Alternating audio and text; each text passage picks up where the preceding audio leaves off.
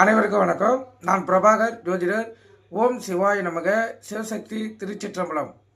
இப்போ நான் என்ன சொல்ல போகிறேன்னா, ஒரு பெண் ஒருத்தவங்க ஜாதகத்தில் கணவனுக்கு தோஷத்தை ஏற்படுத்தும் நட்சத்திரங்கள் இருக்குது. அந்த நட்சத்திரங்கள் சொல்கிறேன், கற்றுக்கொண்டு நீங்கள் பயன்பெறுங்க.